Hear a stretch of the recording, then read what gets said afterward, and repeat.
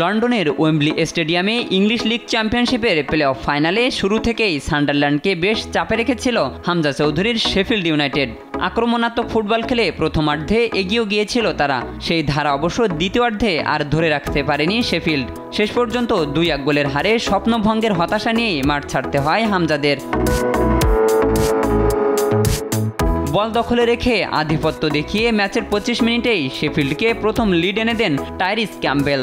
এরপর 34 মিনিটে শেফিল্ড আরও 1 গোল করলেও তা বাতিল হয় অফসাইডে। ফলে 1 গোলে এগিয়ে থেকে প্রথমার্ধের খেলা শেষ করে দ্য ব্লেডরা।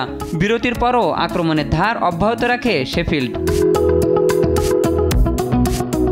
অন্যদিকে ধীরে ধীরে বেশ ভালোভাবেই খেলায় ফিরে আসে সান্ডারল্যান্ড। একের পর এক কাউন্টার অ্যাটাকে শেফিল্ড রক্ষণের পরীক্ষা নিতে থাকে তারা। 76 মিনিটে এলিজার মাইন্দার দুর্দান্ত 1 গোলে সমতায় ফেরে সান্ডারল্যান্ড।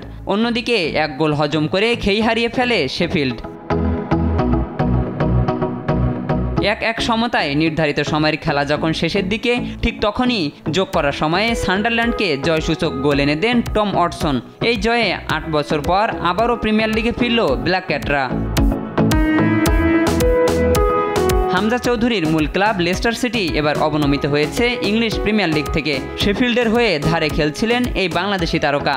আগামী মৌসুমেও তাই ইংলিশ লিগ চ্যাম্পিয়নশিপেই খেলতে হবে তাকে।